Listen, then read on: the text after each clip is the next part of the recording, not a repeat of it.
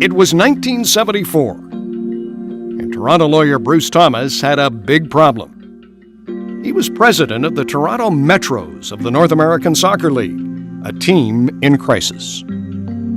Got it going, strived for 4 years, couldn't get it to click.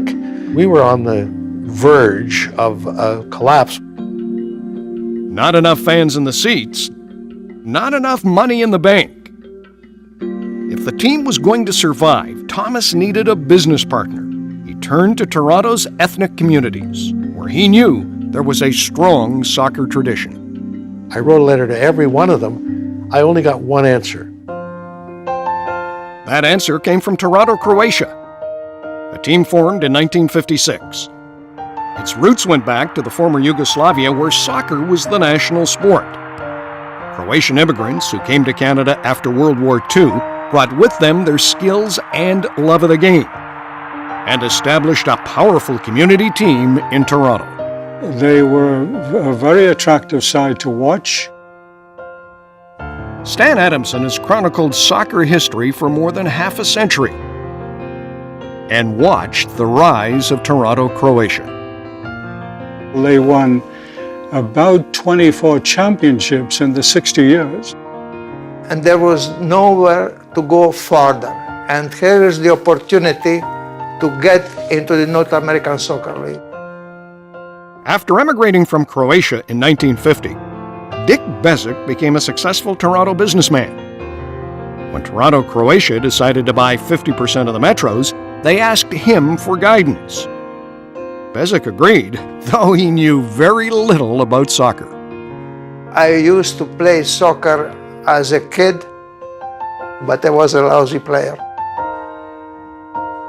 Bezic worked with the Croatian community, as did Bruce Thomas, to put the purchase together. We raised about $1 million. It's like getting a rocket, holding onto it, and off we went.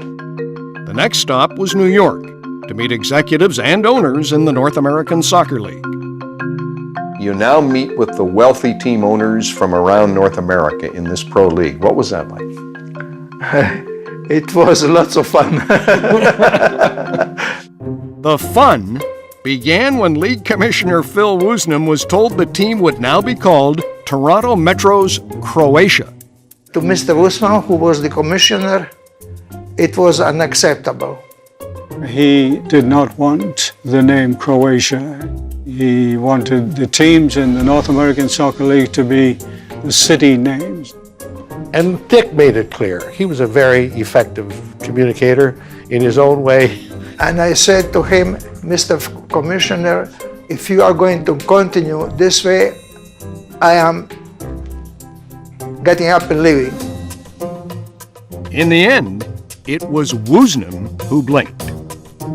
Phil Woosnam threw a piece of paper in front of me, which said that the Toronto franchise could be called Toronto Metros Croatia. We couldn't believe it.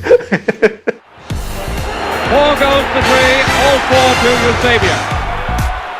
The next piece to fall into place for Metros Croatia was this man, Eusebio, an international superstar for Portugal and arguably the second best player in the world. The 1966 World Cup, he scored an amazing 4 goals in 1 game. In 1975, Eusebio signed with Boston of the North American Soccer League. Along with the great Pele of the New York Cosmos, Eusebio was one of the league's marquee attractions. Certainly one of the best players in the world. Pele number 1, Eusebio number 2. In 1976, Boston was on the verge of folding and began selling off players. When the 34-year-old Eusebio became available, Toronto signed him to a 1-year contract. It was like an image that God had sent us, as some sort of a guardian angel. A member of Canada's national team, Robert Iarusci was also a 21-year-old defender with the Toronto Metros Croatia when Eusebio joined the team. He walked in and he was this big giant of a man with sunglasses, and his hair was perfect. And he was a leader on the field. He was a mentor, and he loved being the captain of the Toronto Metros Croatia. Crossing and a there's a goal! Eusebio! Eusebio scored 16 goals in 21 games, taking Toronto all the way to the league final. The game was played at the Kingdome in Seattle, where Toronto faced the heavily favored Minnesota Kicks. I remember the nerves. The game itself got off to a bit of a slow start, even though we were confident. The game was scoreless until late in the first half when Eusebio was awarded a free kick. Here's the world's best free kick taker about to take a free kick in the most important game of the season. He put it into the top corner, and it was like, well, like we didn't know this was going to happen. Of course it was going to happen. 2 second-half goals sealed the victory, and Toronto Metro's Croatia were the champions of North American professional soccer. If I think about it, I'll get choked up because it was a wonderful, wonderful feeling. I still shivers when I talk about it. 2 years after this moment of magic, Toronto Metro's Croatia decided to sell. The great Croatian gamble was over. And everybody got their money back. Everybody So got nobody their, lost money? Nobody lost money in that whole venture, except I lost my hair. How's that? The Toronto-Croatia soccer tradition carries on today. There's a team in the city's Indoor Arena League, and there's an academy to develop young players, both sponsored by businessman Joe Pavicic. Toronto Croatia is a brand.